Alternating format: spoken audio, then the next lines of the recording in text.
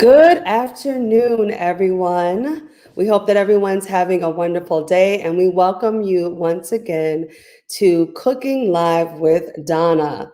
I'm Dr. Christina Wells, and I am the health ministry leader for the Lake Region Conference of Seventh-day Adventists. And if you did not join us yesterday, you missed a treat.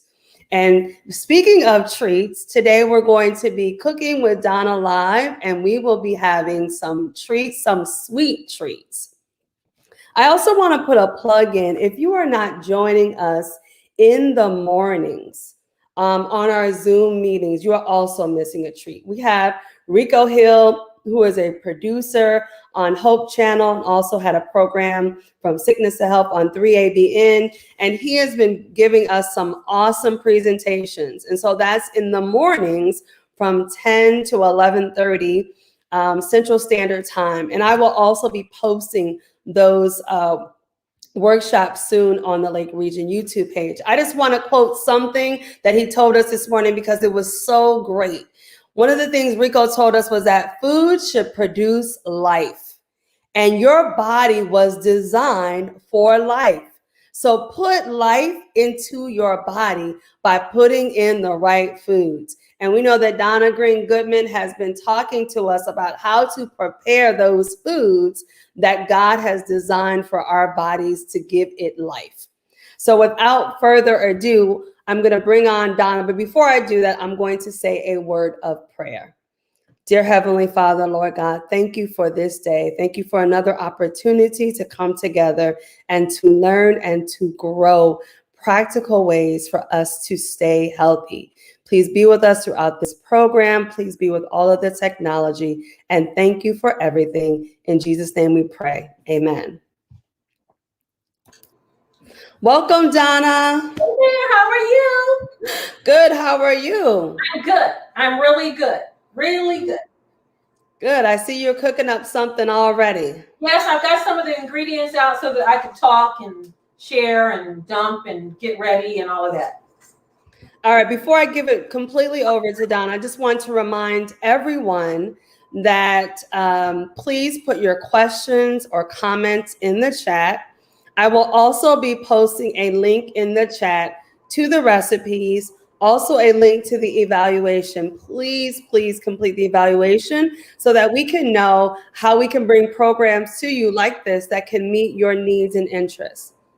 I will also be posting a link in the chat to Donna's website so that you can order her cookbooks. All right, Donna, we're interested to see what you have for us today. Okay, we're doing sweet stuff today. And for some of us, that is one of the hardest things to actually do.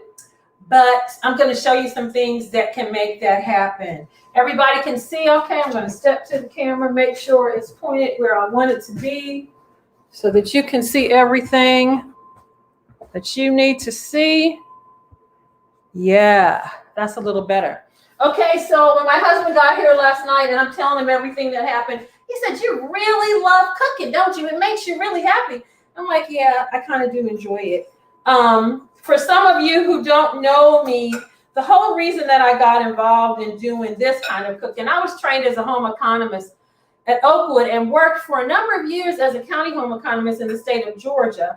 And after some job changes, ended up at Morehouse School of Medicine and had just accepted a job at the Office of Nutrition for the state of Georgia, where we were developing wellness programs for the entire state in the public health department and working on the WIC project. When I got diagnosed with invasive aggressive metastatic breast cancer and was given 2 to 5 years to live, the physicians recommended that I do chemotherapy, a stem cell transplant, more chemotherapy, radiation, and tamoxifen. And I was shaken because I was teaching people how not to do this. I had been living up to what I understood was the best way to live. And still I had this cancer with this poor prognosis. So I kept looking for hope and ended up in my closet talking to Jesus. And that's where I was encouraged by God to be anointed and to go to Wildwood Lifestyle Center and Hospital with the intention of coming back and doing all the treatment. And when I got to Wildwood, it just felt right because I had studied about these places when I was at Loma Linda in school. And while I was there, went on the plant-based diet, the exercise, the sunlight, the hydrotherapy, the herbs, the relationships with the people, the intercessory prayer. It was like being in heaven. You felt like the angels were there. And while I was there, I discovered that Ellen White had breast cancer when she was in her 50s.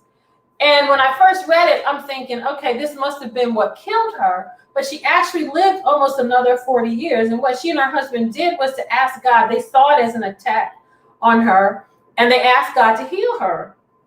And so I started thinking, well, Lord, you can do that for me too. And I continued to read and discovered that she had skin cancer. She was obese. She had a stroke, and she had treatment for the skin cancer at one of the sanitariums. And so Jesus and I kept talking, and I decided I wasn't going to do any of the treatment except for the radiation because that made sense to me. It was local, and I did that. And I promised God that if he would sustain me, I would be obedient, and then I would do what I'm doing with you today. And so it's been 25 years, and I'm grateful to God for it. Dr. Christina and I were talking a few minutes before we came on about how it's important to get this information to the people where they are. And that's what Jesus did. I'm in a partnership with Chef Chu, who you all see on 3ABN. And he made this comment about how when Jesus was on earth, he did pop-ups. He went to where the people were. And so what I'm hoping you'll be encouraged to do is take what you're learning and what Dr. Wells is doing there in Lake Region Conference, so that you don't have to go away to a place like Wildwood or UG Pines or any of those places. You can really make the difference right where you are. And that's what my husband and I are doing now in Huntsville with the clinic that we have, because he's a physical therapist and I'm a public health educator. But if you are a mental health professional, if you were a person who was an aide, if you were a teacher, if you're a nurse, whatever your profession is or was, see how you can connect it to God's health message and be a blessing right in the community where you are.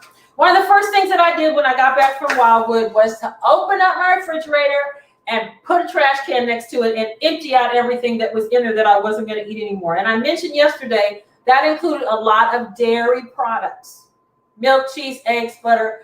I had half gallons of ice cream in our freezer of Breyers, and I didn't feel good giving it to anybody else, so we just threw it away. And then my husband and then 7-year-old son are looking at me like, what are we supposed to do now? And that's when I got in the kitchen and started experimenting. And some of the things that we're going to do today, I didn't create, but I adjusted and recreated some recipes. So if you have your handout, today we're going to do the cheesecake. And on the first page, there are 2 cheesecake recipes, Donna's favorite recipe, and then there's another tofu cheesecake that is made with honey. That is the one that I was taught to make at Wildwood. And then when I got back, I kept remembering what cheesecake in New York City tasted like to me when I was a kid. And I'm like, let me go and look at a cheesecake recipe and see what they did and see how I can make the substitutions. So we're going to make the Donna's favorite cheesecake and the cheesecake crust. We're going to make a whipped topping. We're going to make a fruit sauce to go on top of that. We're going to make Cara brownies and the icing, coconut pecan icing, to go on top of that. And we're going to make some raspberry sorbet if I don't run out of time. So what we have in front of you now are the graham crackers that I have already crushed up. And regular graham crackers don't really have anything in them that is too objectionable. But I was really looking to get more products that were designed for your health. And so I looked and looked. My Dale used to have some. I can't find those anymore. And there's another company that makes cookies, vegan cookies, and I can't find them anymore. So today I found Annie's Bunny Grams, honey bunny grams, and these are like the little ones for kids. And I used about a bag, box or box and a half. Just put them in my little machine and ground them up.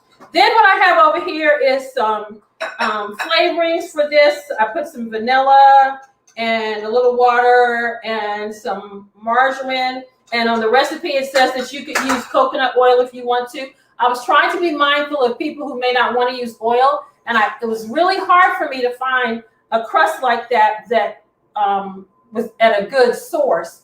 So what I found was that you could use non-dairy yogurt to help pull this together and give you a fine crust. I'm using graham crackers, but you could also use nuts. I have sometimes ground up nuts and then added the margarine or whatever to hold it together, and that makes a really good crust. Or you could use other cookies if you want to, but for traditional cheesecake, it's almost always about graham crackers. So I'm going to pour this in, and then I'm going to mix it up. And I'm one who really likes to have the crust going up the side of the pan. I figure if you're going to have a graham cracker crust on a cheesecake, it shouldn't just be on the bottom. I like the fact that when it goes up the side of the pan and you cut it, it kind of visually it looks good when you look at the size of the slice. So that's what I'm doing today, and hopefully I put enough in here. As you begin to play with the recipes, you can add other stuff in here like ginger spices that you might enjoy. If you're looking at doing like a Caribbean one, I would definitely add the ginger. And then depending on what you want on the inside, you can use that. Okay, so that's stirred. I'm going to dump it in here. And there are different ways to do this.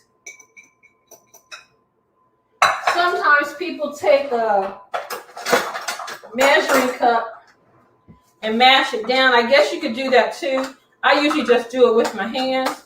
But once you get to the place where it's not working with your hands anymore and you want to pull it up the sides, you might want to use something like a cup to press it, or you could use wax paper, or you could use parchment paper.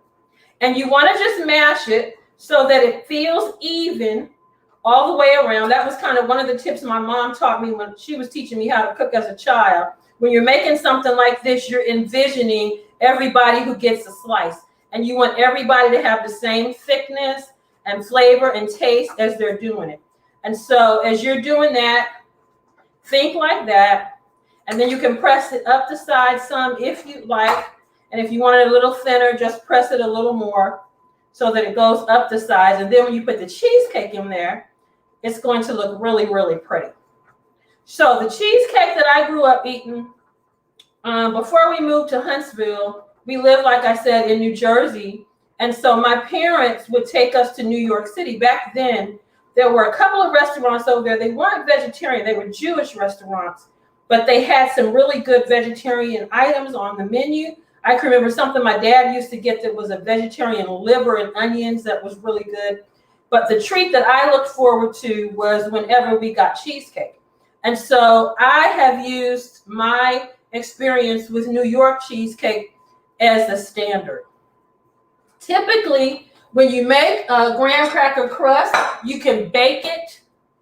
I don't do that. I have done it, but I prefer to just finish making it and then make all the filling. So that's what we're going to do today. Now, when it comes to making a traditional cheesecake, you have to have cream cheese. And I mentioned yesterday some of the different cheeses that you could get that were not dairy. The same company's Tofutti makes a plain cream cheese. And I think they used to have one that was flavored too that you could use as a dip. And then BioLife makes one. Tofutti has more body to it. BioLife tastes a little more like cream cheese, but it's lighter. And I think both of these are made from coconut milk. This one's made from coconut milk. This one is a combination of soybean, palm fruit, and olive oil. Okay, so I'm going to use 3 packages of this non-dairy cream cheese. And this is as easy as this gets, y'all. Inside the blender it goes. This is container 1. And if you look up a good cheesecake recipe, or if you have one of your own, that's essentially what they do. This is container number 2. Are there any questions yet, Christina? There's no questions yet. But I remember that recipe from Wildwood. I made it a couple of times before, and it was an absolute hit. And I used the Tofutti cream cheese. Yeah. Very, very good. A lot of times, it's interesting you use the word fix. A lot of times when you're on this journey, and that's what I used to do, There are carob and chocolate recipes that I have now because I gave up chocolate and I was craving it. And I knew I had made a promise to God. So I'm like, okay, I have to get in this kitchen and get some answers. And I got my fix. And so a lot of times it's the fix that comes from something that is familiar, but when it's healthier for you, it's better for you. And as I mentioned, it being healthier for you, one of the reasons that, of course, we don't want to use the dairy products is because of all the sodium and the fat and the blood and all that sort of stuff. But when you make the substitution, it's not just subbing for the sour cream or the cream cheese. It's literally, as you substitute, you are filling your body with all those phytochemicals and stuff that I mentioned yesterday. And so from the soy, from the coconut, from the other things that we're going to put in there, it's not just the fix, but you are filling your palate with the fix, but your body with all of the wonderful things that it needs. Okay, now I'm going to add a package of silken tofu. And that's kind of like the egg, kind of. Keep that in there. And then it calls for energy egg replacer. When it comes to baking, there are a number of different egg replacers on the market. You can use flaxseed. You can use garbanzo bean juice. You could use energy egg replacer. There's another one that is called egg something that is powdered. You can use the just egg also. And usually for this recipe, I use the equivalent of 2 of these powdered eggs. I usually only use this in baking because it's good as a leavener. And I will buy the box and then I'll put it in my little container and just use it from the container as I have it. But I would maybe use this in pancakes, but I wouldn't use it for anything else. I have not found it to be really great for that. We're going to show you how to make a topping using garbanzo bean juice, and that will show you how the protein in the juice of the bean can also act as a leavener. What I'm going to do today, since I'm trying things out with you all, I'm just going to use the equivalent of the egg replacer in the just egg because that's what I'm going to do. And we'll see how that turns out. It shouldn't be a problem. Yesterday, when I tasted the cottage cheese loaf, the way that I made it for the first time yesterday, with the sour cream in the tofu, it made a creamier dish, and we enjoyed it. And we sent the lasagna and the egg salad to the office today for the patients. Okay, so we have in the cream cheese, the tofu, the egg replacer. I'm going to put in about a half a cup of water, a tablespoon of lemon juice. And again, I mentioned to you that what I like to do is buy a bag of lemons and juice them so that I can use the fresh lemon juice. So a tablespoon of lemon juice and a tablespoon of vanilla. Right now, the cost of vanilla has gone up. A couple years ago, something happened with the production of it, and we started to feel it. I recommend that you use non-alcoholic flavorings if you can find them. Because of all the cooking I do, I try to find the bulk bottles, which I get from Wildwood or one of those places up there in Michigan. Country Life, I think, is where you can order it from and get a good price on it. You can also buy it in a powdered format. And then the companies are Frontier is one of them. Spicery Shop is another. And this is the one I got today from Whole Foods, and it's the Simply Organic brand. And I'm going to put in a tablespoon of vanilla. Okay, when it comes now to sweetening things, you have a whole lot of choices. And I don't want to guilt trip anybody about where they are on the sugar journey. That's just not what I'm going to do. I want you to find what you're used to using. Just do not use the traditional white sugar. And the reason that we don't want to use traditional white sugar is because part of the processing to bleach it is through the bones of animals. So that would mean that it had animal product in it. We want you to find a natural sweetener that does not include animals in the processing, and then that will make a big difference. This calls for cornstarch. I'm going to put 3 tablespoons. That's what helps to thicken this as well. It calls for half a teaspoon of salt. And you may want to taste it before you put the salt in there to see if you really need it. But I think it actually helps the flavors to blend, and that's why I use it. So a half teaspoon of salt. And then when it comes to the sweetener, I need to tell you a couple things about that. When you're out in the country or visiting your family down in South Carolina or New Orleans, and they take you out to the sugarcane field. Sugarcane is where all sugar starts unless it's a beet sugar beet. And the sugarcane that's usually about 4 to 6 feet, maybe a little longer, they take that and they put it in a juicer, like when you juice your fruits and vegetables, and they juice it, and as they put it in, the sugarcane juice comes out. That's the first product. And then they take that product and continue to process it. So when it first comes out, it looks like what we call turbinado sugar. They're going to take the juice and they're going to granulate it. So it looks like what we call turbinado sugar. And many of us grew up using turbinado sugar. Then they start to wash it, and then it looks like what we call Florida crystals. There's another brand, Zulka, Z-U-L-K-A, which is the same product, and it is marketed to the Hispanic population, but it is non-GMO organic sugarcane like this, and it's far less expensive. So I buy that in the bag, and then I put it in these containers for me to use. So you could use that. You could also use something called monk fruit or stevia, and monk fruit is made from a monk fruit. And literally, just read the package to make sure that it's the one that has the monk fruit in it and doesn't have the sugar alcohol in there. We want to avoid the sugar alcohol. But this one and stevia are excellent to use if you're trying to avoid all types of sugar with calories. My girlfriend Jackie literally bakes the cake that we're going to make tomorrow, and she uses half of this sugar and half of the traditional sugar in her recipe, and nobody knows the difference. So this is an option for you. You can also use maple syrup as a sweetener, which comes from the tree. You can use honey, which the God says in Proverbs is good for you. You can use molasses.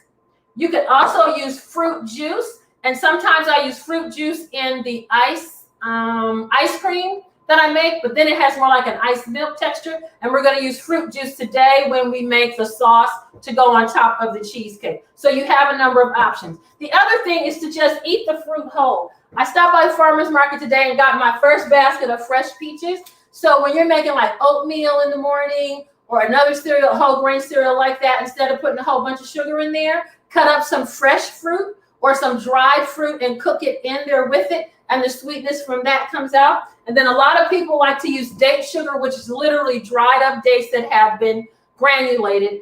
And that means all the fiber is in it, because any of these sugars here that come from the sugar cane, you literally are still taking away the benefit of the fiber that is there. And it would take about 4 to 6 feet of sugar cane to make 1 teaspoon of sugar. And it would be pretty hard for you to eat that whole 4 to 6 feet just to get 1 teaspoon of sugar out of it. So we see how much is really processed. We don't eat a lot of sweet stuff here, as I make it for presentations like this or for the clinic, for other people to taste. But I can make something here, unless it's like my husband's favorite, a coconut cake or carrot cake, and then he'll freeze what he doesn't eat, or it'll mold before we're able to finish it, because we're just not big sweets eaters. Part of the reason that it's not really good to do a lot of sugar, there was a study done at Loma Linda of students, and they tested the blood of students without adding any sugar to their diet to see how many white blood cells, how many bacteria each white blood cell could kill. And without any additional sugar, each of the white blood cells could kill 14 bacteria. And as they continued to add teaspoon after teaspoon of sugar, they noticed how precipitously it dropped. And it got down to, once you got to 24 teaspoons of sugar, which is what is in a banana split, it couldn't kill but 1 bacteria. So when we talk about how sugar is really bad for us, the free use of it, it's because it paralyzes the immune system. And during the days that we're living in now with all this COVID stuff, that's not anything that you want to do. So having said that, I'm going to use this sugar today, and I think the recipe calls for about a cup of it. And then we're going to blend this in the blender, y'all. That's it. Sugar, cream cheese, tofu, egg replacer, water, lemon juice, vanilla, salt, cornstarch. And then I'm going to add some lemon zest at the end. Okay.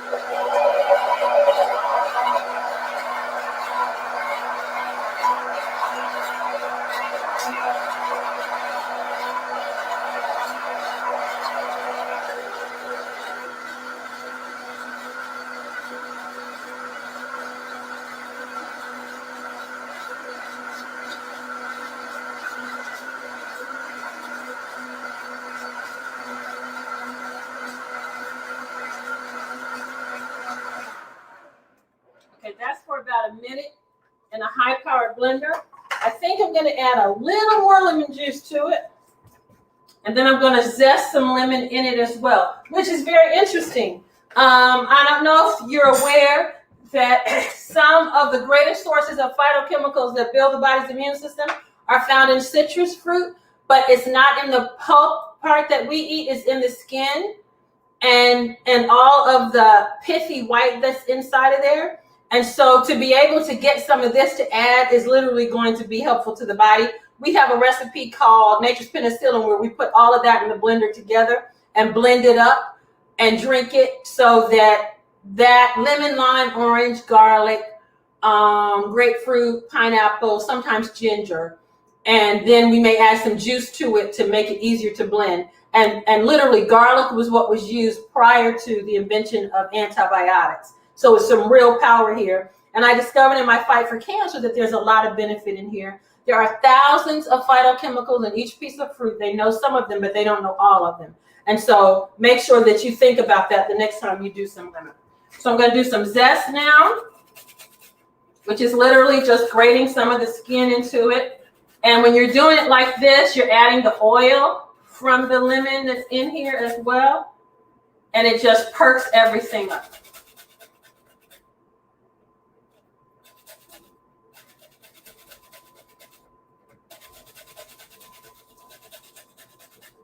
It smells really good.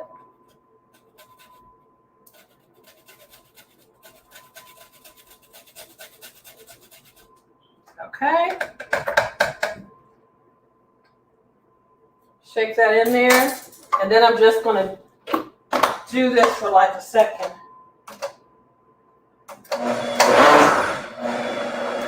To mix it, but I don't want to overmix the lemons. And then we're going to take it and pour it in our pan, y'all. This is all. This is it.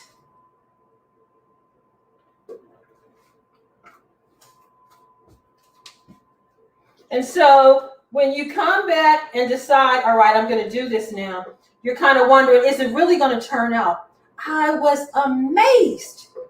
I mean, I was just completely amazed when I did this and it baked up and it got a little brown on top like cheesecake and it swells up in the oven and then it settles back down and it's so good. It is so good. This is one of the ones that my husband does enjoy also. I don't make it a lot, but that's it. We're going to put this in the oven at 350 for about 30 minutes, and then we're going to turn it down for another 20 minutes until it's done.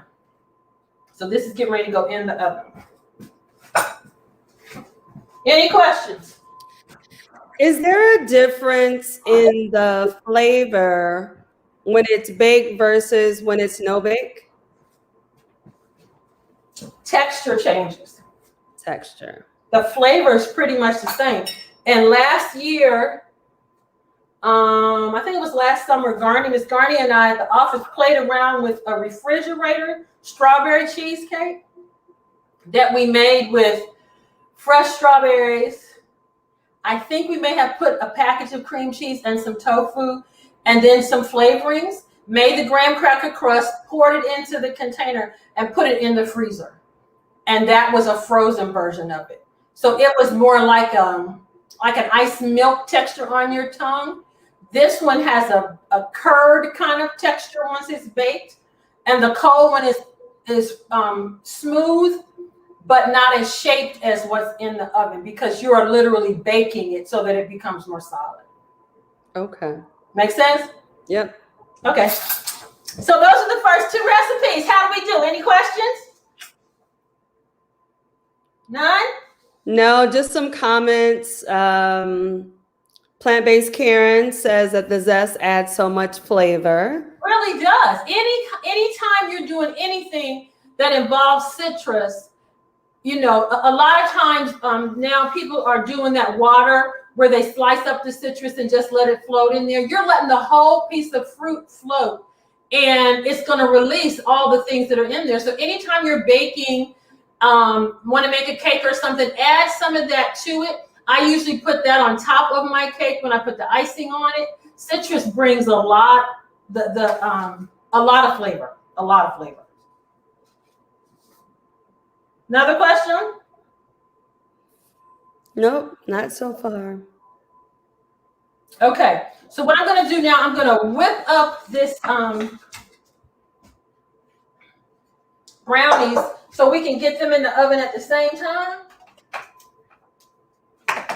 And the brownie recipe is on the second page. Everybody there? What we're going to do with that, I need some flour for it. And I often use unbleached flour when I'm doing something for the first time for a person who's interested in making the changes, because it can be a little daunting to go from eating white everything to brown everything. And so when you do a combination of the two, it's a way to ease them in, but you can always, even the cake we're making tomorrow, you can make out of whole wheat flour if that's what you want to do. So this recipe calls for a cup of whole wheat pastry flour. I don't buy whole wheat pastry flour anymore. I use white whole wheat flour, which is what pastry flour is. White whole wheat flour is a lighter type of flour than 100% winter wheat. This is a spring wheat. So I have the wheat flour and the unbleached flour in here.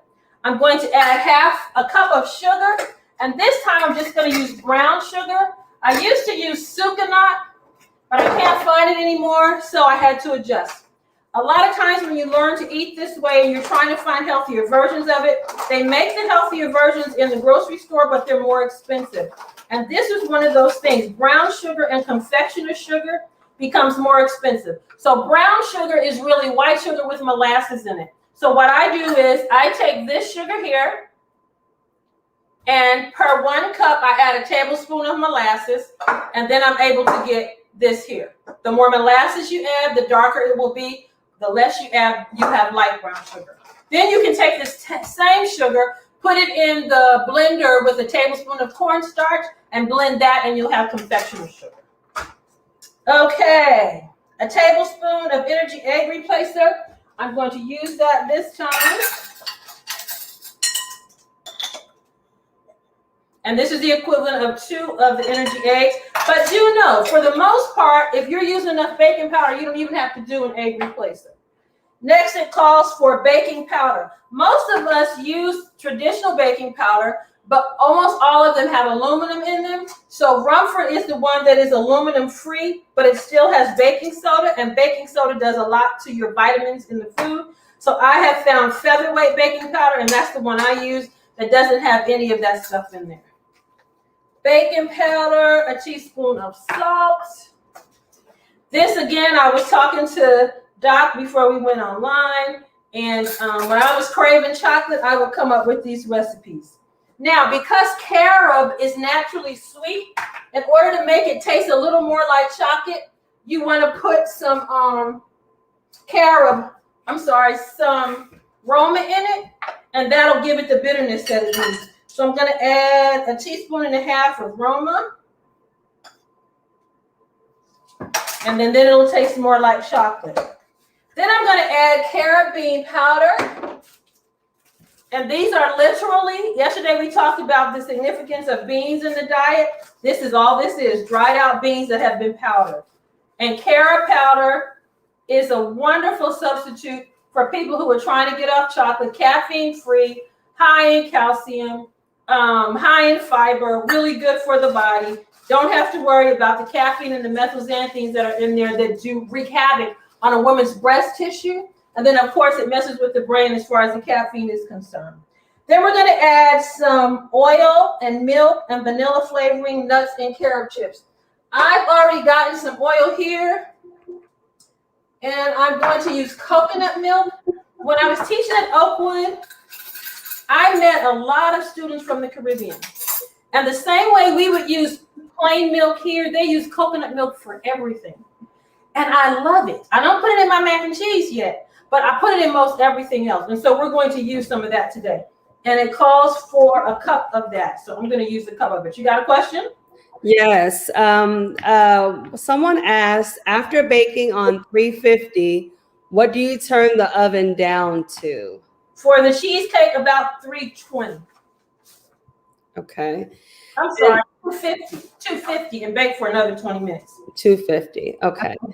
Okay, so now we're going to add the oil, the milk, the alcohol-free vanilla flavoring, and that calls for 4 teaspoons of that. I don't know why this thing keeps closing up so tight. There's another question. I know you mentioned this yesterday about wheat sensitivities. So someone asks about what about all the news about flour and wheat sensitivity? What are they asking me? I guess they're asking, is there anything to that, and or anything that was just their question. So I'm assuming they're asking, should we be concerned about wheat sensitivities? Only if you're actually sensitive, and that's the thing. We have eaten these foods for generations. And I don't know how familiar you are with the fact that in America, the government makes deals with the farmers to promote their products.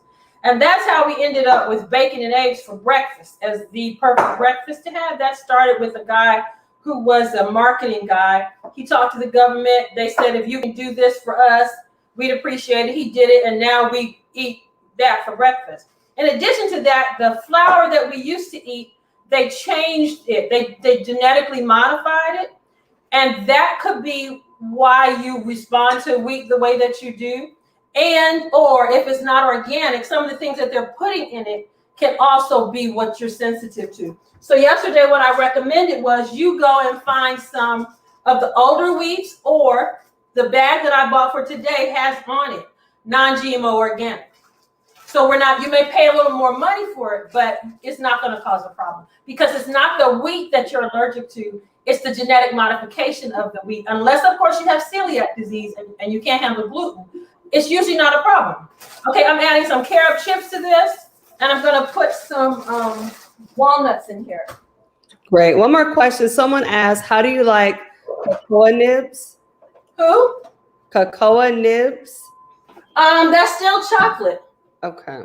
So I don't use chocolate because of the caffeine. Now, there are some phytochemicals in there that are beneficial, but to me, it's not worth it, because as a breast cancer survivor, it goes straight to my breast, changes the breast tissue, and then the caffeine messes with your brain. And I'll explain that as soon as I get this all mixed up.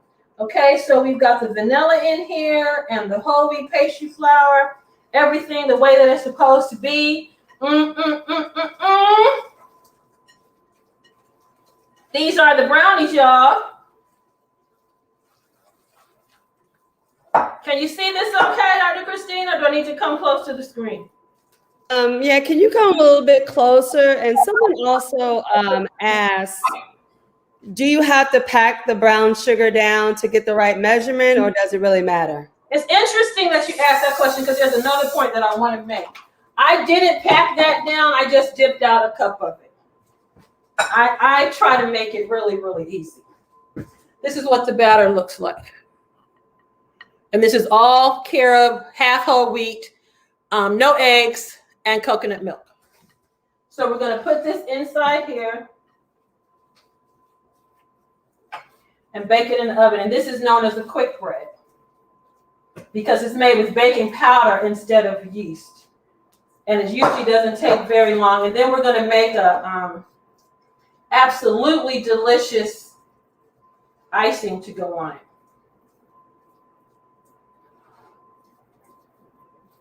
Okay. Have you ever added, someone made me some carob brownies and added peanut butter. Have you ever tried that? I've never done that, but I made Reese's peanut butter ice cream. Sounds good. With carob and peanut butter because I love Reese's Pieces so very, very, very much. And I knew it was killing me, so I had to stop. Okay, 2 points. When you are deciding about how much caffeine you're going to use, there's some research that suggests, and usually the research that comes out of the Adventist Health Study or one of the lifestyle centers that the church operates is more forthcoming about everything. And they let you decide. Whereas there's this big push now to be gluten-free without telling you that it may not be the gluten, it may be the way the flour is raised. There's a big push to say that it's okay to do caffeine without telling you beyond your nervous system the other things that it does. But caffeine has been also known to be a co-carcinogen. And especially in African-American women, when you're consuming caffeine, it changes the breast tissue, which causes fibrocystic breast disease, which many of us have grown up with, which can lead to non-cancerous tumors called fibroid adenomas, which can lead to cancerous tumors, which is what happened to me. I was textbook when it came to that. And that information I found on the American Cancer Society website. In addition to that, when you consume caffeine, God gives us the ability to do things without thinking about it because there are certain substances that send messages from the brain and tell you. So while I'm standing here talking to you, I'm lifting my leg behind me. I'm watching to see if the doc is going to come back on with any more questions while we're talking. I'm moving my hands and I'm thinking, Lord, tell me what I'm supposed to say. God set all that in motion and your body is able to do it. When you start to consume caffeine, there are receptor sites in the brain that the caffeine now makes its own receptor sites. And literally, you're driven by the caffeine and not your body telling you what to do. So in the morning when you wake up, a person feels like they can't get going until they get their cup of Java. That's because they have interrupted the messaging system that God has placed in the body. And now these strangers are there and they've set up their whole system and they're not going to quiet down until you give them what they want. And so that intercepts what God intended for us to do. So people are suggesting that, no, okay, so don't eat chocolate, but eat the cacao. If it has caffeine in it, if it has caffeine in it, if it's green tea, if it's black tea, if it's cacao, if it is cocoa, if it says chocolate on it, it has caffeine in it. And if you're taking caffeine, it makes the difference. I was addicted to caffeine and I didn't realize I was addicted. I just thought I really liked the chocolate. But as I began to look back on it, I would crave it and I wouldn't settle down until I got it.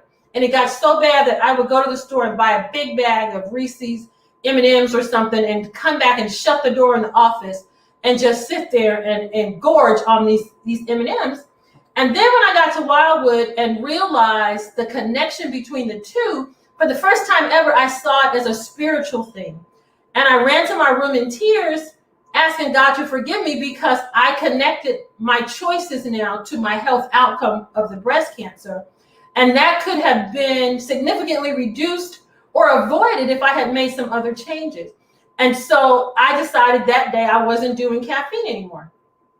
Well, I didn't know that I was addicted and that I began to have shakes and changes in my heart rhythm because the system that the caffeine had set up in my body was craving it, just like my brother who was a cocaine addict, who I had looked down for years, but I was the one who was addicted to caffeine. So while it comes from a plant that may have some phytochemicals in it, it's been compromised because of the caffeine that's there.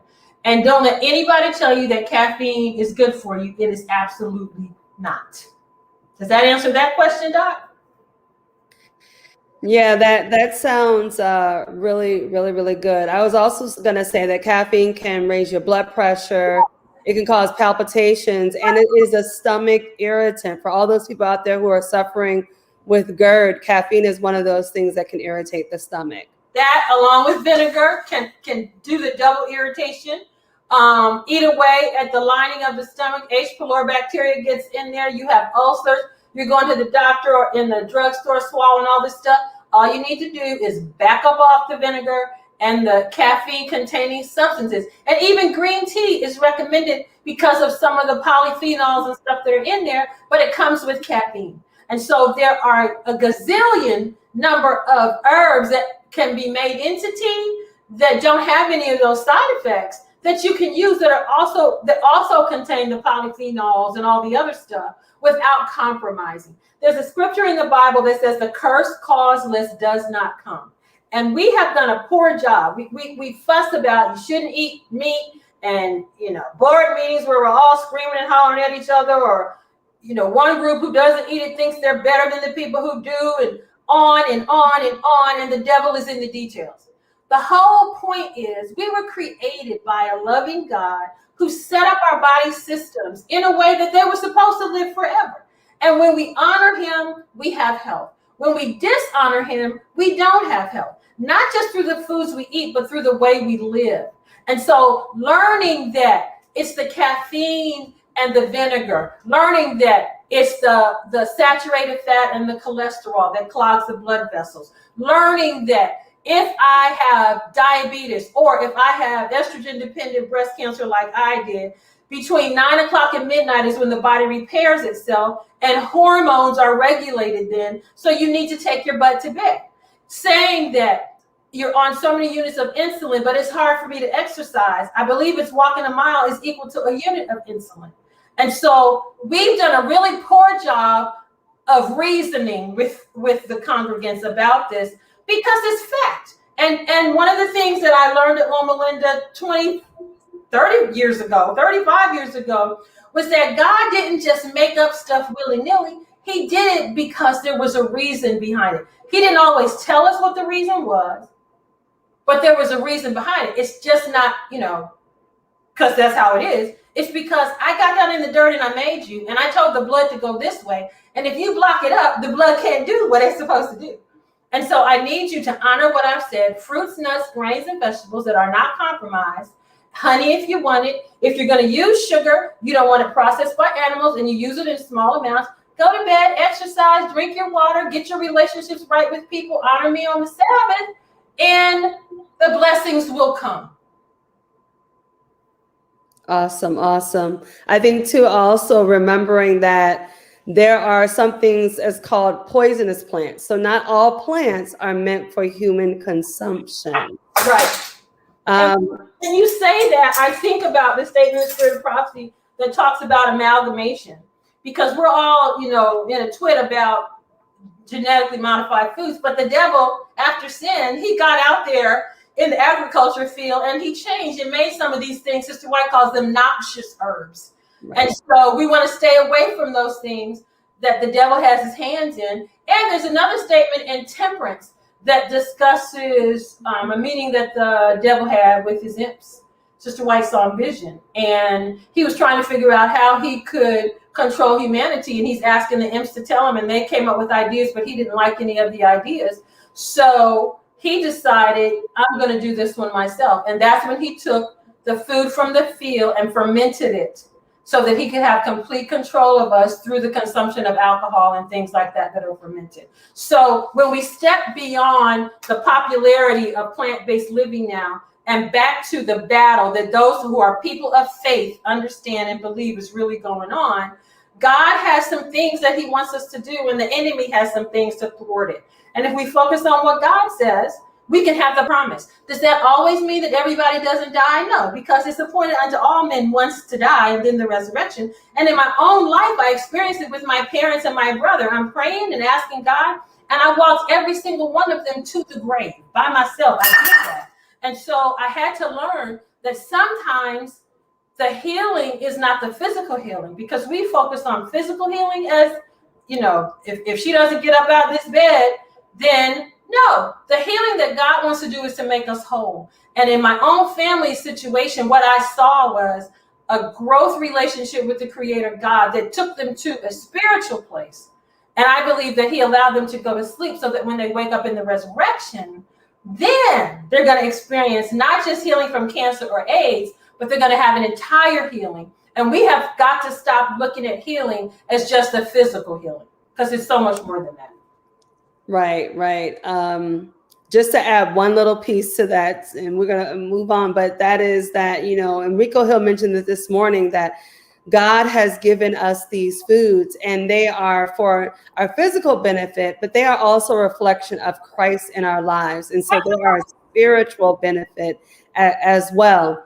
Someone asked, Plant-Based Karen asked, when you mentioned vinegar, what about apple cider vinegar? That's the thing. That's the thing. If the word vinegar is next to it, if it says organic, if it says is mama is with it, it can't be vinegar unless it's fermented. So anything that says vinegar is fermented just like alcohol is, in order for it to be called that. And it contains what we were talking about a few minutes ago about how it can upset the stomach.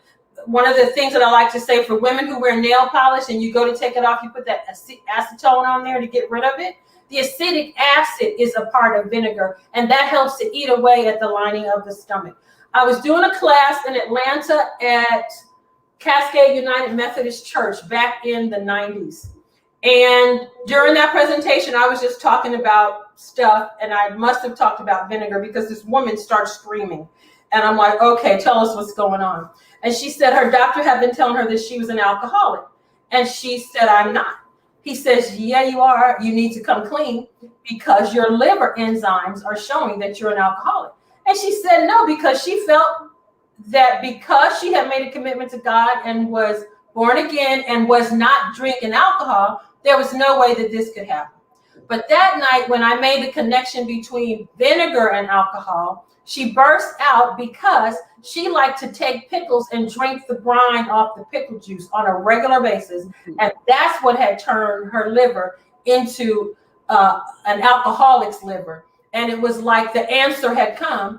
And she's like, okay, I'm done. I'm not doing that anymore, because I literally was not drinking alcohol, but I didn't know that a substance that I consumed had the same effect. And so she stopped it.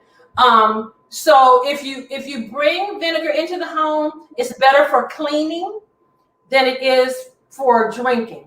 Yes, people do the what is that, honey vinegar? What is that diet? Where they mix the okay. I can't remember, but it's like honey and lemon and apple cider vinegar. Okay. Well, what y'all are doing, it's not that those things are miraculous. If that's all you're eating, you are fasting. Essentially, you're fasting.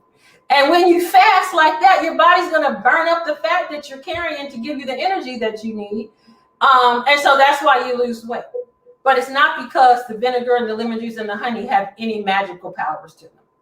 Stay away from the alcohol that's in vinegar. It's not good for you. Right. Well, lemon juice, I mean, using lemon and like water in the morning is a nice laxative. And you can help with bloating. You can use lemon for anything that you would use vinegar in. So when I was making my own mayonnaises and salad dressings, I would put lemon in there. We're going to do a salad dressing tomorrow where I use lemon in place of that. I bake with the lemon. You saw that we put the lemon in the cheesecake. Sometimes I will just drink lemon water. And when I was a patient at Wildwood, I was on a 2-meal-a-day plan. So in the evening, when everybody else who was able to eat was eating, we were drinking lemon water, and that helps to cut the desire to eat.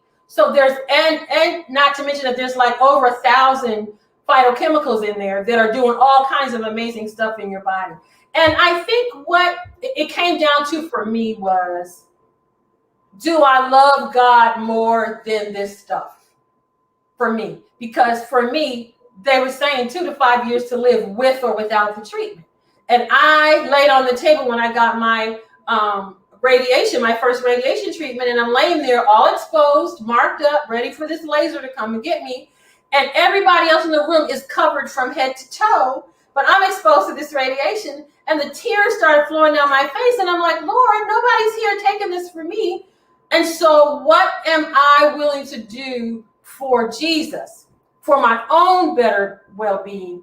But then in the book Ministry of Healing, the chapter Prayer for the Sick, Sister White talks an awful lot about how we're to pray when illness comes, and ascertain the cause and go about doing what we can. But if we are to meet death, God is holding the cup to our lips and we should bear it.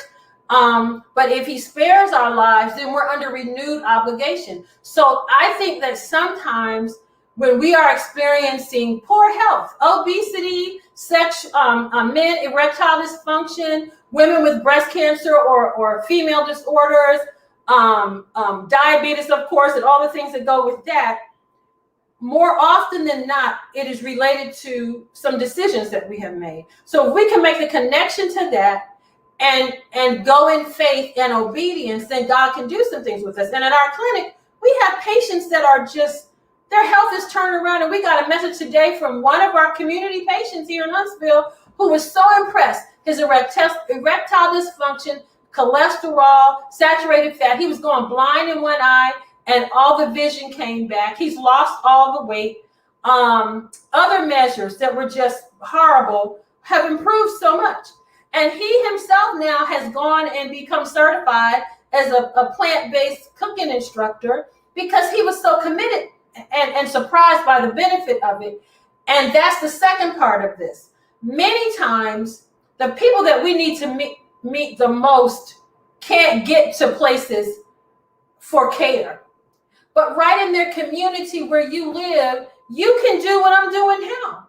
You know, the church that you attend can do it. If you've got a family gathering, you can do it. And it doesn't have to be so that it is off-putting, because we can do that really well also. It can just be something like making that bean salad that I mentioned yesterday, where you have all those wonderful black-eyed peas and black beans and kidney beans and pinto beans and onions and bell peppers and tomatoes and salsa and seasoning, cumin and chili powder seasoning if you want some of that in there, and some tortilla chips on the side. And that will help grandmama with her blood sugar. And so the Bible says that we are supposed to do greater things now than the disciples did. And God has given us a chance to do that by coming to us to help us heal, so that while we are well, we go back and tell other people. Don't have to give them a big sermon, but if you know now that all of that meat clogs the blood vessels, it's upon you to share that information and then give them some alternatives as to how they can do it. And I was thinking before I went on tonight about the fact of people say, if you live this way, the body heals itself. And I thought, yeah, it does. If you break something, all the doctor's going to do is go and set it, but the body heals it. Yet, if you're diabetic or heart disease or cancer, we go to the doctor expecting the doctor to fix it, when in reality, the cause was obesity, lack of exercise, poor diet. And if we go and make those changes, then the body will fix itself. It's that simple. It's really that simple. And deciding to make those decisions can change you and those you love and the community that you live in. It's easy. And you don't have to wait on anybody to give you permission to do it. You just do it because of what God has done for you. Any more questions? Nope, I think we're good. What are we making next? Okay, so now what I'm going to do is make the frosting for the brownies. And that is on the third page, I believe. Coconut pecan frosting. Oh. Have you ever made something like this before, Dr. Christina? I have not, but it sounds good. Well, if you are one who likes German chocolate cake. Yes, I used to love German chocolate cake. Well, that's it. Okay, so we're going to use maple syrup as a sweetener here, and it calls for a cup of pure maple syrup. Pure maple syrup is absolutely delicious, and when you pour it on the pan, it doesn't stick like that other stuff that we buy and used to eat, compared to some Mrs. Butterworth, you'll be really surprised. You don't need that anymore. It's more expensive, but it tastes an awful lot better, and it's a lot healthier for you. So this calls for a cup of pure maple syrup, a half a cup of water,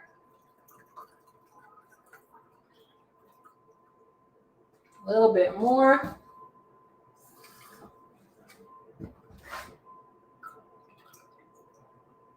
And then it calls for a teaspoon of vanilla.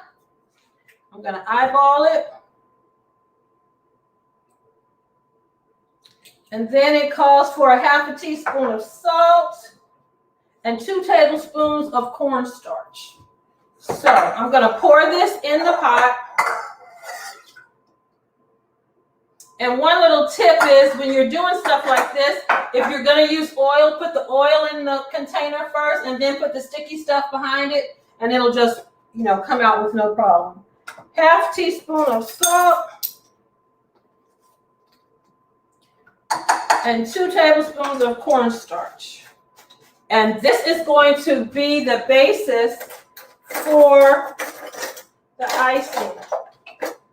It is so delicious. Whenever we make this, it's hard for me to actually put it on the cake because I like how it tastes so much. And when you compare this to the traditional one, it has a lot less of the harmful ingredients. Okay, 2 tablespoons of cornstarch.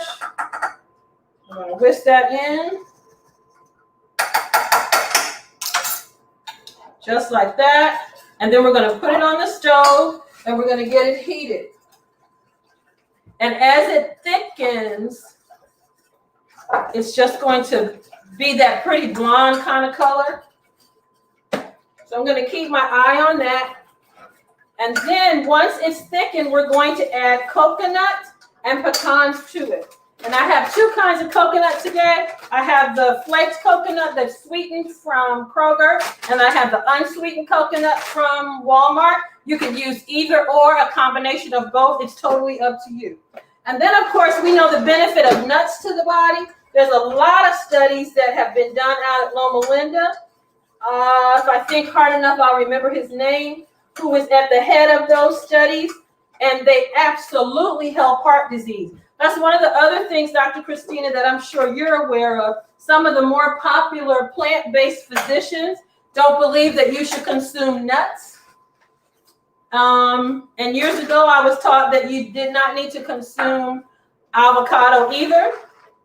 But we have learned that the avocado is okay to eat. And nuts are fine to eat as well. So, again, whatever you're learning, run it through the Word of God. Run it through the Word of God. He made all these nuts, and I was amazed. I like macadamia nuts and how healthy they are for the body, and they're one of the highest fat nuts that there are. Cashews are really good, and that is good to make sauces out of, whether it's sweet or savory. And if you like to use the make the cashew cheese, there are a bunch of good recipes that you could use for that. We like to make it at the office for our patients and make like fettuccine Alfredo and stuff like that out of it. I feel like I need to have an interaction with some of you all. If you have another question, put it in the chat and she'll share it with me. This doesn't take really long to get thick. I think people are just mesmerized and waiting to see what that frosting is going to look at. You know, you wanted to reach through here yesterday. The first time I made, because you grow up living and eating a certain way, and then in my own family, my parents cooked. My parents, when they were in college, they started selling food in the dorm at Oakwood to help supplement their income. And then when I was in college, they opened up a vegetarian restaurant. So they were great cooks. My grandmother on my mom's side was a great cook. And my great-grandmother and auntie on my dad's side were just, my great-grandmother was a cook in the school system. So you come with all of these memories in your head, and then you're told, but all that's bad for you. So you try this new stuff. And the first time I made this, I'm telling you, it almost didn't make it on the cake because I was just sitting there eating it. And you know that it's not horribly bad for you because it's coconut and pecans. So you're just eating the spoon, and it's so delicious. Right. And I was just going to add that, there are healthy fats and there are unhealthy fats. And I know you mentioned this earlier. We want to stay away from those saturated fats that are in animal products. But the avocado has monounsaturated fats. And I know I hated avocado before, but I could not live without it now. Yeah. It's so wonderful and so healthy. And it does have so many phytonutrients in it. So many. But you still have to limit it. There's question about some of the fats that are in coconut and palm oil, but I don't know when they're going to discover it, but it's a plant that God made that has not been compromised. And in your Caribbean communities, the climate is different. And they eat it all the time. They put coconut in everything. I was on a call with Wintley Phipps one day, a group call, and he was talking about he was eating some kind of fresh coconut pulp. And the weight was just dropping off of him, and he didn't know how it could happen. So I think that's the other thing about this plant-based living thing. It has become quite popular in non-Black communities. And as a public health educator with training in nutrition, I was always dismayed when I would start to look for foods that were healthy, and it's always broccoli, and it's always couscous and all that sort of stuff, when I know that a lot of Black and brown people have been eating all this other stuff, and it's not even on the chart when we're recommending healthier foods. So I would love for some of that to be investigated. And there's a couple of people that I follow on Instagram who promote decolonization of your plate. And I think that's an area that really needs to be considered. Not to mention that this all started in Africa anyway, so there's that. Okay, I want to show you what it looks like first, and then we're going to add this to it, and then I'll show it to you again. And of course, I have just broken up the pecans, but if you wanted to, you could chop them up. Okay, here I come. This is the maple syrup with the vanilla and the cornstarch in it. Now what I'm going to do is add the nuts. Boom. And I'm going to add the coconut. It's only calls for a cup.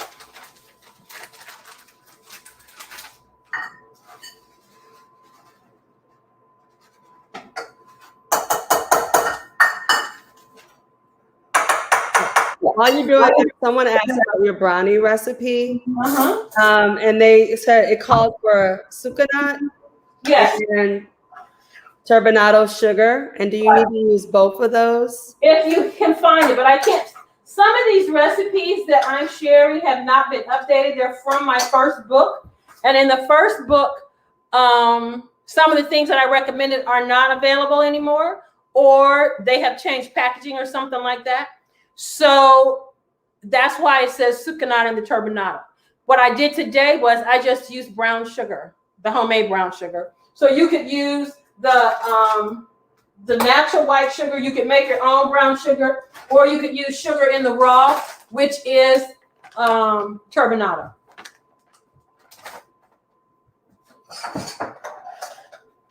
Okay, ma'am. Can you see it?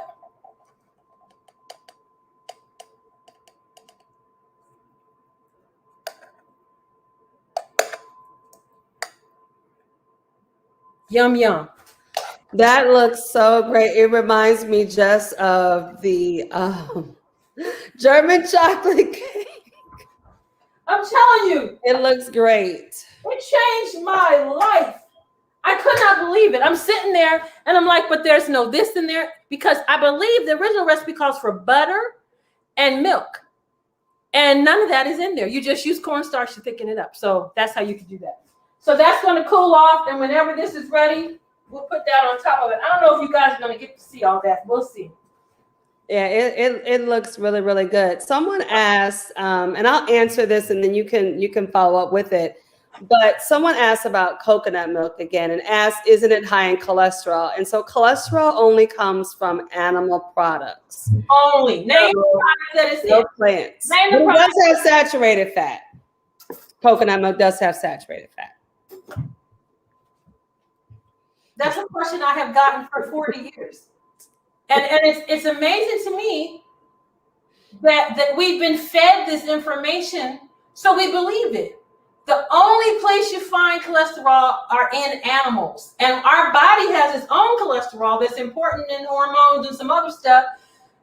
But you don't need to eat any to get any more. Your body makes what it needs. So you find it in milk and cheese and eggs and butter and ice cream and yogurt and sour cream and cream cheese.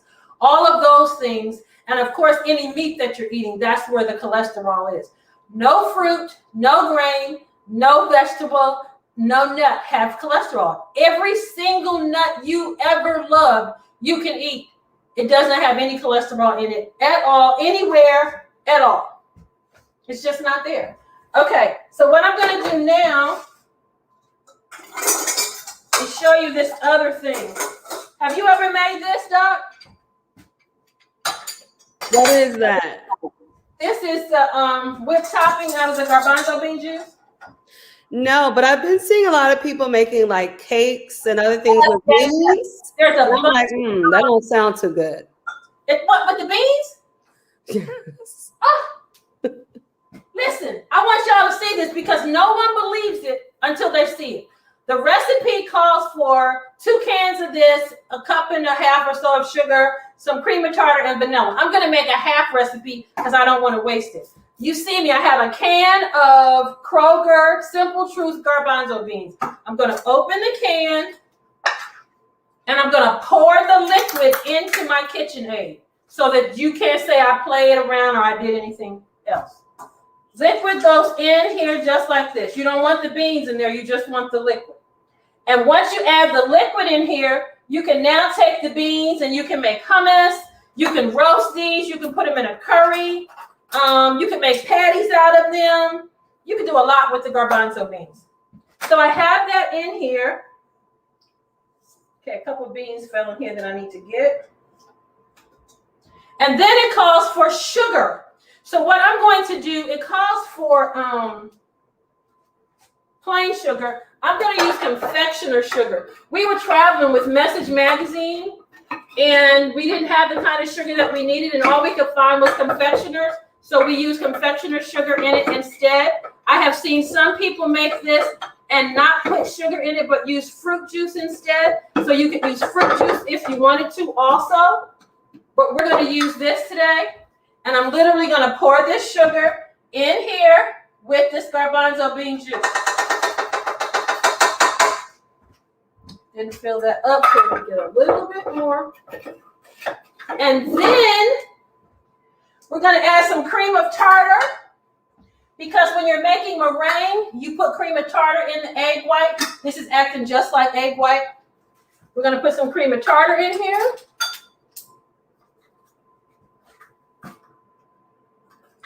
And Dr. Christina, I need you to come back on and talk while I am taking this in the other room so that it won't make noise while we're in here. Okay. Yeah, oh, go ahead. I'm gonna bring it over there so y'all can see it, because y'all, I know how y'all be. It was just the biggest. I was at the hairdresser the first time I heard about it. My girlfriend sent us the recipe. Can y'all see that? Can you move it over a little bit? Because Switch this way? No, the other way, since I'm on the screen too. And move it up a little bit. Up a little bit more. Okay, there it is. All right, looks good. Okay. When this comes out of the laundry room in 15 minutes, it's going to be meringue. White. It's going to turn white. And it's going to have peaks. And you can make meringue cookies out of it. You can bake with it. Anything you would do with meringue, you could do a lemon meringue pie with this. Okay? So now, what are you going to do with it in the laundry room? I'm going to plug it in the laundry room because it's going to make too much noise out. Oh, okay. So if you'll talk to them while I go do that, I'll be right back. Right. So I'm just gonna, I know there are a couple of questions here about making the brown sugar. And what Donna showed us earlier was she mixed some of the Florida crystals, I believe it was, with molasses. So that's how you can make your own brown sugar at home. Um, Again, someone else had mentioned about the coconut milk, and yes, it does have saturated fat in it. So I usually recommend to people to try the low fat versions of it. And then I mentioned also that saturated fat is the problem with saturated fat. It can lead to something called atherosclerosis, which is hardening of the arteries, where you have plaque and cholesterol that builds in the arteries. That can lead to heart disease, heart attacks, and stroke. Also, many times we think of diabetes as a sugar disease, but it's really a fat disease and a refined sugar disease. So eating too much saturated fat also causes insulin resistance, which increases your risk for diabetes. So remember, diabetes is a fat and a refined sugar disease. So you want to limit both of those things when you're thinking about disease. And someone asked me, someone sent me a text, sorry, is the coconut milk in the can or the carton? She used coconut milk in the carton. I know the ones in the can have a bit more fat in them. You know what though?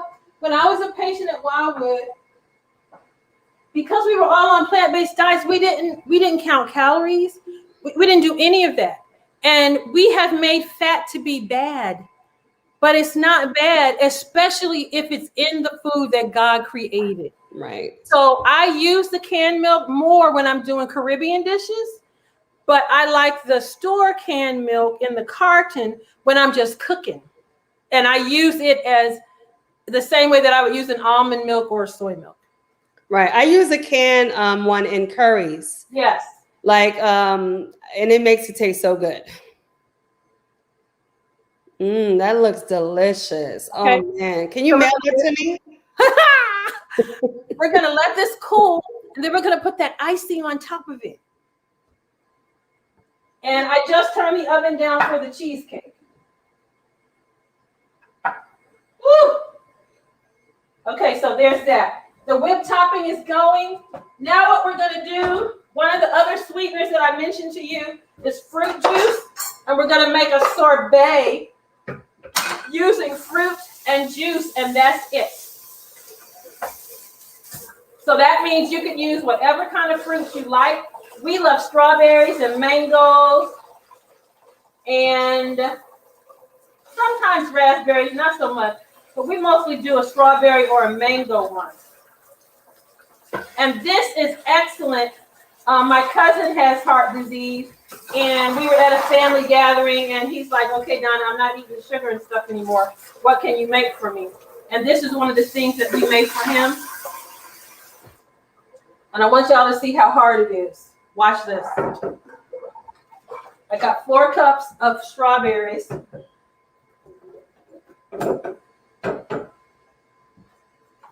And I have 1 can of concentrated apple juice. You could use apple juice.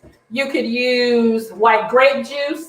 If you're in a community where they sell it, because now they've really limited what you can get in concentrated juices. Now, years ago, you had everything, but it's mostly alcoholic drink kinds of stuff, apple juice, orange juice, grape juice. Get one of these containers that's frozen. You pour it in here with that, and you put it on the blender, and you blend it up, and you have sorbet.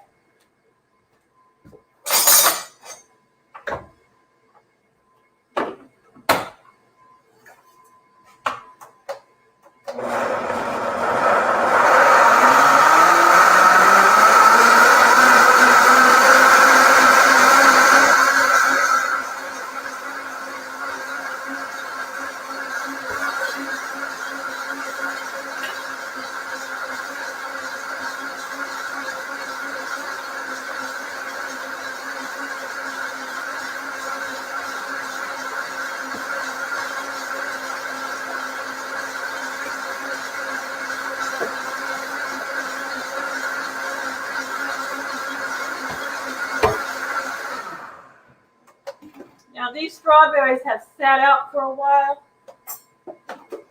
But if when you make it, you use strawberries that are still kind of frozen, it's literally really thick and creamy. So I'm going to pour this in here so you can see it. And then I'm going to put this in the freezer, and it's going to thicken right back up. And we'll have strawberry sorbet. Can you remind us again what you put in there besides the strawberries? Frozen juice concentrate. Okay. Apple juice. Apple juice. Okay. You can use white grape. Okay. I used to buy, there's a peach one by Welch's, there's a raspberry one by Welch's, but I can't find it anymore. So I just use the white or the white grape or the apple. And for recipes like making peach cobbler or apple pie, instead of using sugar, you can use this juice and add whatever spices you want to it and some cornstarch and mix that in with your fruit and then put that inside the pie so that it's not sweetened with processed sugar. Easy peasy. Another question? Sounds good. Now, does it matter what kind of container you freeze it in? One that doesn't give off that, what's that stuff called? BPA? Yeah, PPA, if you have that. And I used to, when my son was home, I was more interested in finding a whole bunch of stuff. And now I have a whole bunch of stuff that I can use.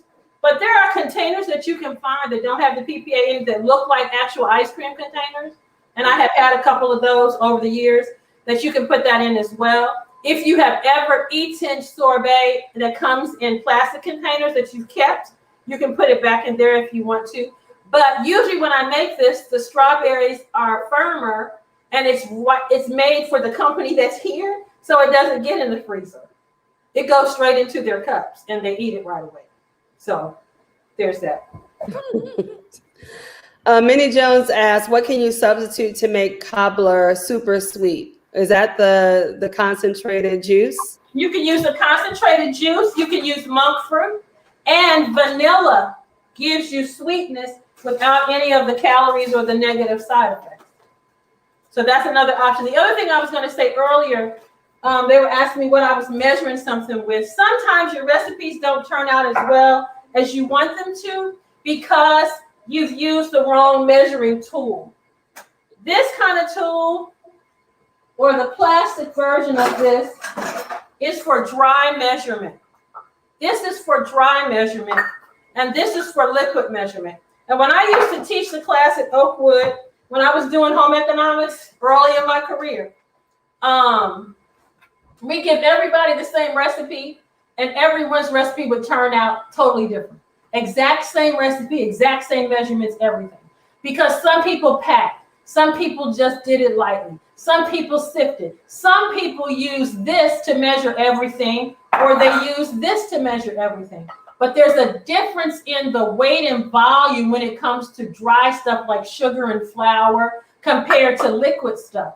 And so when you do your recipe, make sure that if it's a dry ingredient like the flour, you're using this type of measuring tool. And then if it's milk or oil or something like that, you're using this kind of measuring tool. And it should make a definite difference in the final product. That's a great tip because I've never heard that before. Yeah. And then in our culture, we don't use measuring cups. We dip out how much we need and we pour the liquid how much we need. And it ends up being what a standard measurement is. So that's another way that you're doing it too. It was really hard for me when I wrote the first book because I didn't have recipes. It was stuff that was in my written recipes. It was stuff that was in my head. So I had to go back and measure everything so that it could be replicated. So just make sure that you're using the right tool to do what you need to do. Another question. I'm going to check the whip stuff, so talk to him again. All righty. That was a really good tool. Like I said, I never knew that because I measure my liquids in those cups that she said we should only be measuring dry ingredients. So I'll definitely take that. Plant-based Karen, I know you asked a question about dialysis. Dialysis is end-stage renal disease.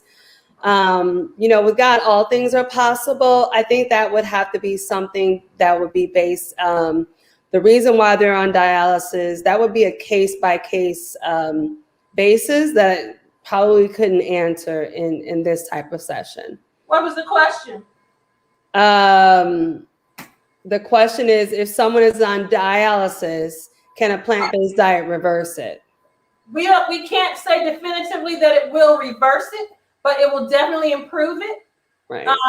In 96, when I was diagnosed, I met another woman who had breast cancer, and she became plant-based. She was living with her mom, who was on dialysis.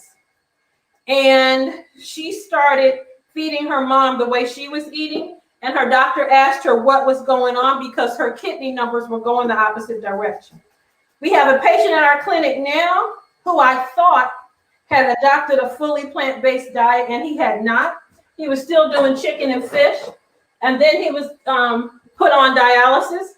And then he came to our clinic to ask us what he needed to do because he was done eating animal products now, because his was so bad that he was supposed to be on 3 days a week. And the doctor told him, well, if you get better, you won't need as much. He's down to 1 day a week because he went on a totally plant-based diet, and he drinks more water, and he gets exercise, and he goes to bed. And the thing with kidney problems is the animal protein molecules are too big to be filtered by the kidney. The plants, however, are totally different. And so God would be the one who could get them off dialysis. But if they decided to go plant-based, it will not hurt them at all. Great. Yeah, no, I agree with that. I will say that, a lot of nutritionists and sometimes even doctors, and I'm a medical doctor, but sometimes not understanding nutrition will tell patients on dialysis not to eat the plant foods because of the potassium and the phosphorus. But again, like you said, the protein foods are way more harsh on those kidneys and are going to further the progression of kidney disease. So definitely you don't want to avoid plant foods, but you don't also want to be talking to your doctors as well. Someone else had a question about dry ingredients. Okay. And they wanted to know, should you level it off or just scoop it? And I think you kind of mentioned this earlier too. Whatever you do, do it all the time. I'm not a leveler. I've been cooking 50 years. And so I kind of eyeball, and there are certain utensils that I use all the time, and I always get the same thing. But when I teach people how to cook, dip down in, shake down, level off, so that you're getting what you need to. What I'm doing now is I'm making another sauce. This time, we're going to put strawberries in it to go on top of the cheesecake. So it's the same white apple juice concentrate with some cornstarch, and we're going to stir that up and put it over here and heat it, and then we're going to put these strawberries in it, and that's what's going to be the sauce that goes on top of the cheesecake. Another question? Y'all are asking some good ones. No, I think one of the things we have to remember too is that, like you said earlier, we eat foods that God has given us, but ultimately healing comes from God. And so when we're looking for healing, we have to look to God to provide that, as well as the things that we should do in terms of eating well and exercising and sleeping. The healing comes from Him. We keep the healing through obedience. Yes. That's how I say it. That's how it makes sense to me. The other thing I was going to suggest, I put this out here so that you can see the peaches, because it's peach season now where we live.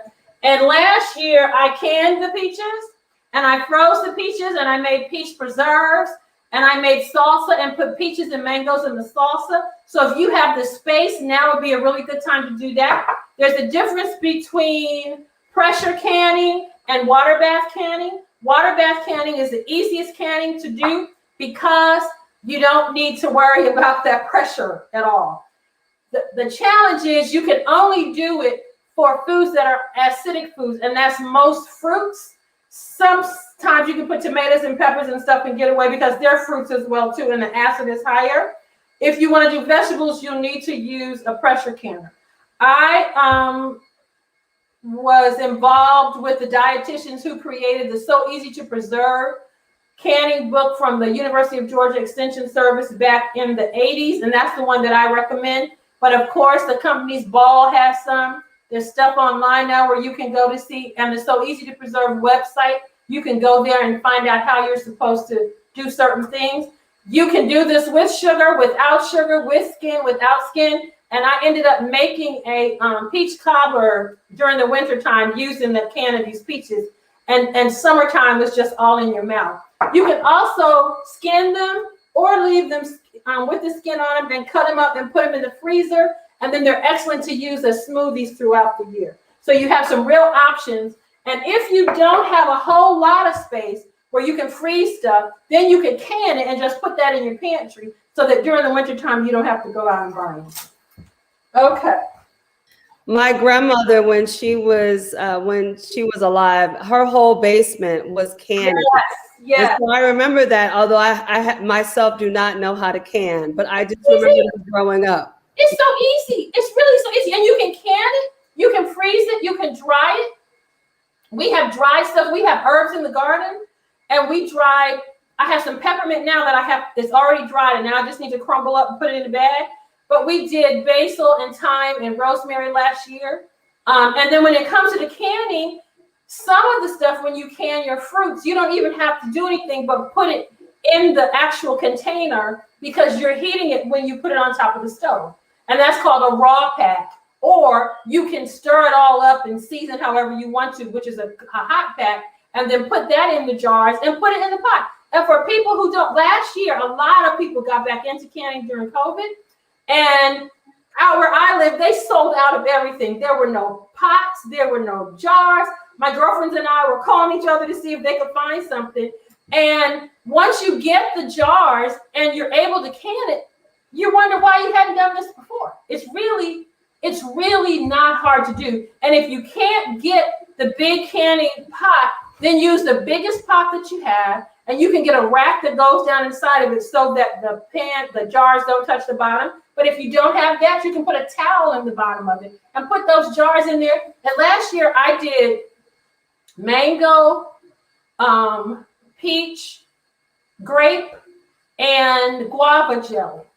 And I knew my husband was going to eat the grape and the peach jelly, but he surprised me, and he's cleaned out all the mango jelly because it was just so delicious to him. And it's very easy. If you go to Costco or Sam's like that and get one of those containers of the 6 or 8 that's in the pack, you could probably do 2 containers of that, peel them, cut them up, put them in the pot, add whatever sweetener you're going to add to them, cook it till it's thickened down, then you put them in the jars, seal them, and put them in. It's not hard. It's not hard. And that's a skill I think that a lot of us missed out on because everything has gone the way that it has gone. Right. I have a question and a comment here. Someone says, please, in all caps, they put, please do a demonstration session on canning, please.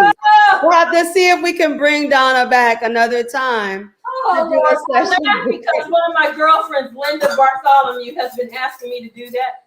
And I think I would be willing to do the water bath one, but I still am not comfortable with the pressure canner. That's just, I was taught how to do it, and I was taught how to teach people to do it for my job, but I just don't trust it. I do not trust it. But we might be able to do something. I couldn't do it though until my friend Linda is a part of it. She has to be part of it because she asked me to do it last year. And then I have a question. The concentrated fruit juice, is that a different type of sugar or is it sugar-free? No, it's the juice from the fruit that has been concentrated. Years ago, I don't know if you grew up like this, but years ago, you didn't go in the store and buy juice in the jug. You bought juice concentrate and took it home and added 3 cans of water to it, and that's how you got your juice. So this is the concentrate. They have taken the fruit and they've taken out the juice and concentrated it, moved the water out of it. So now it's the base that you can add water back to, and you have your juice. Does that make sense? Yes. Wandin, we don't know when this person asked, Let us know before the week is over when the canning demonstration session is coming. We don't know that yet. Tell them that. Okay. Well, we'll try to let you know as soon as we can think of something. Okay, so now I have made this thickening here, and I'm going to take these strawberries that have been sitting out, and I'm just going to slice them. And if you have fresh strawberries, you could use fresh. These are just the frozen ones that I had. You could do mango. You could do cherry. You could do whatever you want to go on top of a cheesecake. But typically what you used to do is take these strawberries and put a whole bunch of sugar on them, and they'd make their own juice. And then you would use a thickening agent. But what I have done is taken the juice and thickened it with cornstarch. And now I'm just going to put these strawberry slices in here. And this is something that you can use on top of the cheesecake, or you can use it on pancakes or waffles in the morning, over biscuits, whatever you want. I have an aunt who has heart disease, and that's one of her favorite dishes. When I make waffles with the blueberry sauce made just like this, she loves it, and she wants to put a blueberry in every square that's on the waffle. So you have some real good options, and it tastes good. And as you start to back up off of the amount of sugar that you eat, you can't eat the amount of sugar that you used to eat. You just can't tolerate it. Your taste buds change. And you find that Mother Nature stuff is as sweet as it needs to be. Okay, so now I'm going to put this in here and stir that up.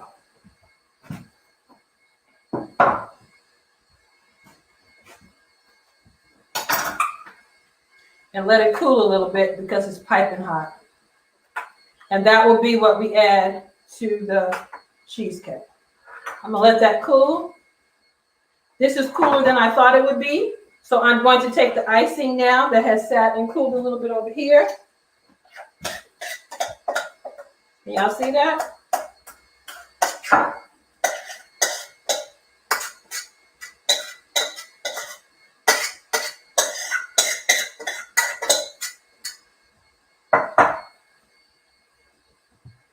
I'm trying not to look because it's going to make me sad that I can't taste it. Don't be sad. You have the recipe, Doc.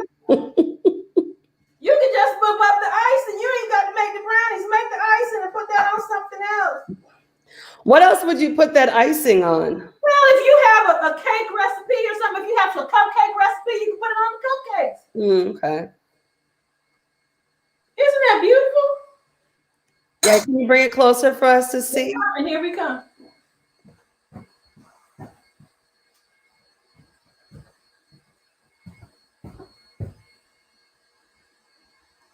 Yum, yum. Brownies underneath, icing on top. Easy peasy. You saw it here.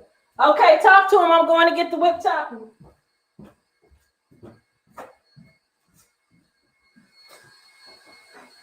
Sorry, my mic was muted. That looked very yummy. It reminded me again of my mother used to make German chocolate cake growing up, and I really, really loved it. So I'll have to try that recipe. Don't forget, tomorrow, Donna's going to be making Sabbath dinner. She's also going to be making a cake tomorrow. And what else are you making tomorrow? Cake and mac and cheese and some veggie chicken and some salad dressing, I think. Okay, here we go. Chicken. Oh, that's very thick.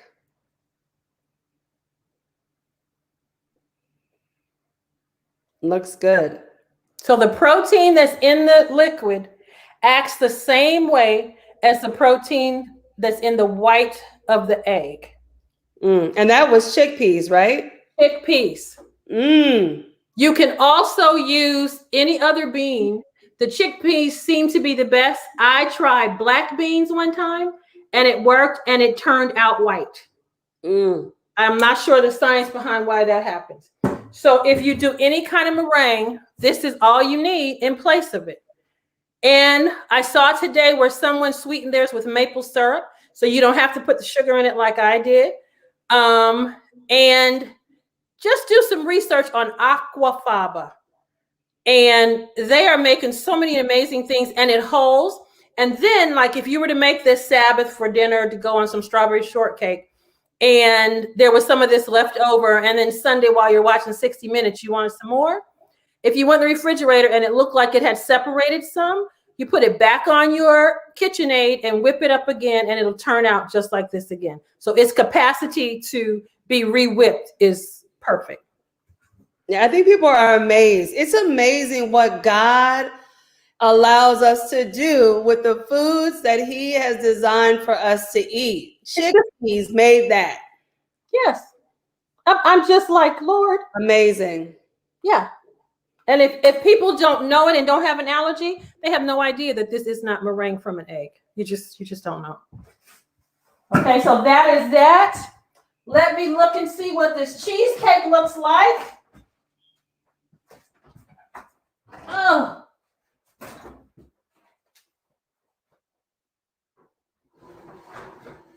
It's still a little squiggly. So we'll give it a couple more minutes and then take it on out. Now, someone asked, did you just use a blender to make that up? To make the meringue? Topping? No, your KitchenAid mixer. Oh, if you don't have a KitchenAid mixer, the advantage of that is you just put it in the mixer and let it go for about 10, 12, 15 minutes. But you can also use an electric hand mixer. You can't do it in the blender, and by hand, it would take you till Christmas to get it done. So using an electric hand mixer or your KitchenAid mixer does it every single time. I made a cake a couple weeks ago, and I used that as the egg. And so I whipped it up softer than that and then just added it in with the liquids to the cake. And the cake rose and it did not drop back down, and the texture was beautiful. My niece is working on some stuff using it. I'm not a fan of the meringue cookies, but all throughout the internet, you see where people are making these cookies and coloring them and everything from this. It's like, God, how did you do this? How did you do this? And sometimes I wonder if prior to the flood, because we don't know what they were like back then, if they were using all this stuff to do a lot of creative things, and then the enemy decided to have things that were made from plant products, and pull us more towards that, because we were mostly a plant-based culture. And you can't tell me, Solomon says that there's nothing new under the sun. So I'm sure those people over there on the continent of Africa were throwing down even before the flood when it came to mixing up all that stuff. And only time will tell when we get to heaven, about all of this. I'm just humbled every time I get a chance to show something else that the Creator has made for us that tastes really good. I think I've made everything I was supposed to make today. I don't know if there are any last minute questions or comments or anything else you have to add. Before you add anything else, Donna, just want to remind everyone that if you go to so in the program, there is a program description. And in that program description, you're going to find 2 links. The first link is a link to all of the recipes for all the 3 days. And the second link is to the evaluation. And so please complete the evaluation. Let us know that you want canning demonstrations. Let us know what we can bring to you that will be beneficial for your life. So please complete those evaluations. And then also, I don't have the link today, but we will make sure that there is a link for the to get to Donna's website. You want me to put it in my comment? Yeah, can you you think you can put it in the comment section? Yeah. You can throw it in the chat, or you can throw it in the comments. Yes, I can put it in the comments. Wait a minute. Okay, the comments are not. Okay, the comments are moving, but it's no new comments. Okay, it's not giving me the option to put it there, so I'll put it in our chat. Okay, and then I'll move it over. if you can't pull up the evaluation, try it again tomorrow. I was able to pull it up earlier, so I'm sure what the problem may be with the link now, but I did test them all previously. And here's, I'm getting ready to put in the link for the website. Yes. And when you go to that link, the first option that's there is not a book, actually. It's a promotion for a meeting that I'm doing next Thursday night. Next Thursday night, I'm doing a conference called Black Women, Breast Cancer, and Chronic Disease, Beating the Odds. And you need to register for the event. The event is free. It's going to stream through StreamYard on Facebook and YouTube. And we have gathered a group of amazing professional physicians and mental health experts who are going to walk us through how the choices we make can improve our outcomes. And then I've gotten 2 other friends of mine who are also plant-based, and the 3 of us are going to do some food demonstrations. So it's really worth it. That is free to you. You just need to register. And then there are 1, 2, 3, 4 options for you to choose books.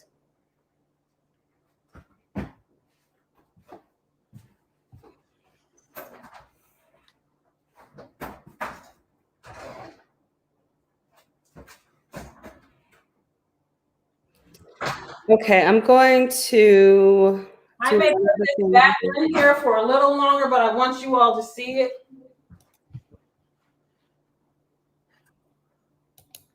Can you see it? That cheesecake baked all the way up, and it's starting to brown, which is exactly what we wanted. Looks good. Looks good. I'm going to leave that in there for a few more minutes, and then I'll finish it off after we're done.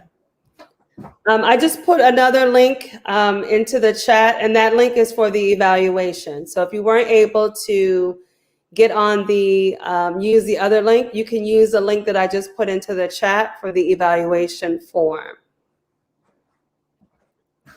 That looked good. Well, what are you guys gonna be cooking next Thursday at your show, at your program? Oh, we really, I'm just letting them do it. One of them is a member of Virtue, and her children all have allergies. So she's going to do something plant-based that is allergy friendly. And then the other one, Cynthia Payon, she likes to do stuff from the African diaspora. Her mom was from Guyana, but her dad is from, I'm not sure which country in Africa. So she's going to do something along that line. And then I'll probably do something that's Southern. We're just kind of creating and sharing. And I don't think I'm doing anything that I did for y'all, for sure.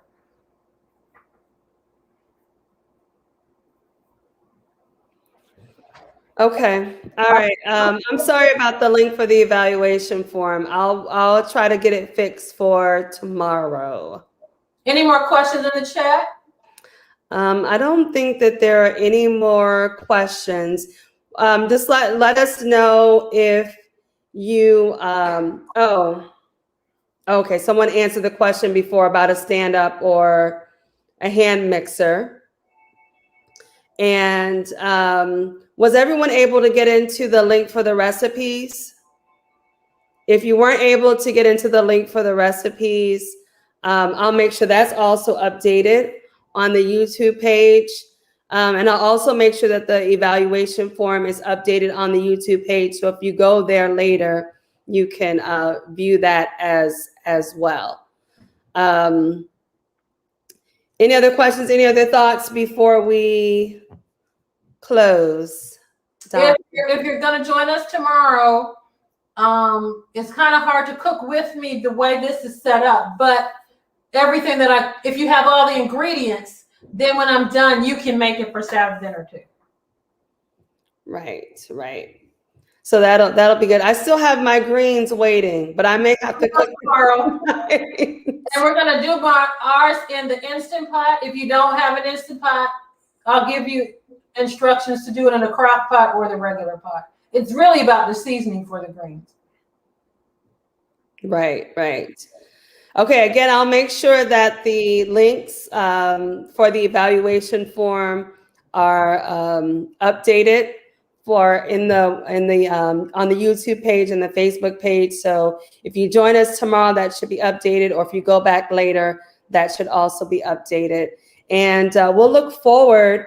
Again, the recipes. Someone asked about the ingredient list. The recipes are in the first link in the description of the program on YouTube and Facebook. If you go and pull down the description, you'll see the two links there. And the first one is the recipe link. And I've gotten confirmation that it works.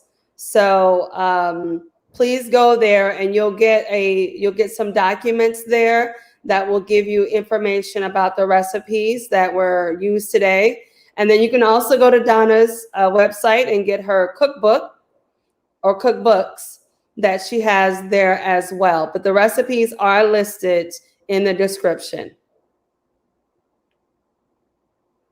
So thank you, everyone, for joining us this afternoon. We hope that you have, your sweet tooth has been whetted, and that you've learned some new and innovative ways to make healthier desserts. And so we hope that you will join us tomorrow when we'll be making Sabbath dinner. I'm looking forward to that chicken.